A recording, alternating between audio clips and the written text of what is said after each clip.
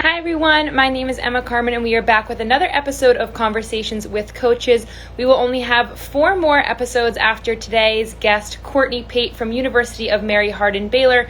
She'll be joining me in just a second here. I'm going to add her into our Instagram. So Courtney was hired back in February of 2019 to start and build the University of Mary Hardin at Baylor Acrobatics and Tumbling program. The Acrobatics and Tumbling program began competition this past spring, but due to everything going on with COVID-19, they were cut short after having a 1-1 record. Before joining UMHB, Courtney was a part of the Baylor Acrobatics and Tumbling program for 4 years, and she was a coach at West Virginia Wesleyan College, and she was the inaugural coach there as well. She is a 2016 graduate of Baylor with a degree in fine art with a focus in photography. While she was at Baylor University as a student athlete, she won 2 team national championships with the Bears in 2015 and 2016, and she won 3 individual national championships during her time at Baylor. She was a 3-time Academic All-Big 12 selection and was also named to the Academic All-Big 12 rookie team as a freshman. Thank you so much for coming on this afternoon, Courtney. No problem. Thanks for having me. So let's just start off with a quick introduction to where exactly your school is located in Texas and what's your division you guys are within. We're Division III institution. Our school is located in Belton, Texas. It is pretty central in the state of Texas. We usually explain it as being right in the middle between Waco and Austin. So it takes about an hour to get to either of those places. Just about a little over 2 hours away from Dallas, about 3 hours away from Houston, about 2.5 hours away from San Antonio. But again, just pretty central and right in between Waco and Austin. So I know UMHB is a new school kind of in the acrobatics and tumbling world, but what are some of your guys' academic and athletic strengths that you've noticed since you've been there since 2019? Sure. Academically, we do have a well-known nursing program. So a lot of our students come here interested in nursing. We do have a new physical therapy program. Along with that, we have occupational therapy. You can study physician assistant or to become a physician assistant, pre-medical undergraduate degrees. But a lot of our student athletes choose that exercise physiology to choose as an undergraduate degree to then propel them onto those post-grad programs. But of course we have education, that is a popular one, psychology, business, sports administration, and so forth. So a lot to choose from academically. Other than that, physically, our strengths as a program. Is that what you were asking earlier? Yeah. Okay, just making sure.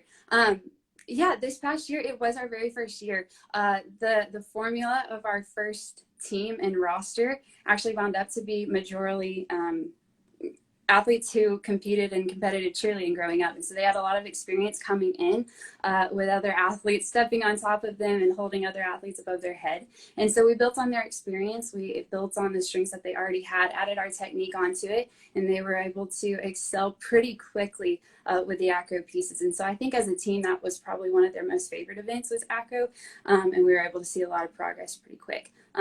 Other than that, they mentally and conceptually bought into what the sport was about. They bought into our program very quickly.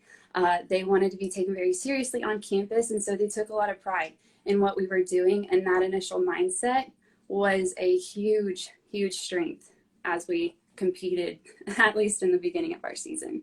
So what are some of the experiences that you've had as being a head coach, whether it be at West Virginia Wesleyan or your 1.5 years, as I say, at UMHB, that you've experienced that you want to teach your student athletes? To not be afraid to do hard things. I think that this sport overall is super empowering, just in the way that we created something, or the coaches before us created something that wasn't here yet, that some hadn't opened their minds to yet. And so just being able to make things happen, even though that they might be hard and they might be new and they might be different, I think is just, I guess, the overall lesson that I would want to continue on teaching. So going off of that, can you just talk a little bit more about the significance that this sport not only gives women to compete in a collegiate sport, but go on and make it part of their career just like you have? For sure. It completely changed my life as an athlete. And then, going through college, I did graduate with a fine art degree with a focus in photography, thinking that that was my future, maybe in athletics marketing. My path changed because I wasn't ready to just let acrobatics and tumbling go. changed me in so many ways that I just had such a passion for it, and I wanted to be able to continue coaching it. And so just being able to change my life around for this sport and because of this sport is incredible. Just encouraging athletes to open their minds to something different, and to allow themselves to grow through something that this offers. It really truly is the world to me. And I think that overall, I think that a lot of our athletes would say the same. So how did you get involved with acrobatics and tumbling? How did you come across this sport back before? Obviously, I know it was a newer sport for some of our older coaches, but just how did you come across this?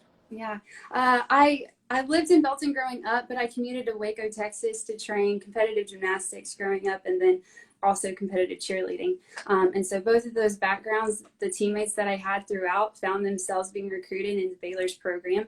I've always had somewhat of a relationship with Baylor. My parents are both alum, so I've always looked at Baylor. And so Baylor being the only school in the state of Texas at the time to offer this exact sport, it was kind of like, yeah, that's exactly what I need to do. So it all just clicked, and fortunately now it's expanding, so UMHB, yay. But that's how I got started. So one last question for you. What do you hope for the future of your program at University of Mary Hardin at Baylor? As going into year two, again, we hope that our athletes will just, of course, buy into the pride of this program that our first year established, and then hopefully, like most of us, being as competitive as we possibly can within our division. Thank you so much, Courtney, and thank you to everyone for tuning in to another episode of Conversations with Coaches. Like I said in the beginning, we only have 4 more coaches to talk to within the NCATA. Remember, if you can't tune in live, all of these videos are on our social media at Twitter, YouTube, and Facebook, so you can go back and watch any of them if you are interested. Thank you so much again, Courtney. Have a wonderful day. Thanks, Emma. You too.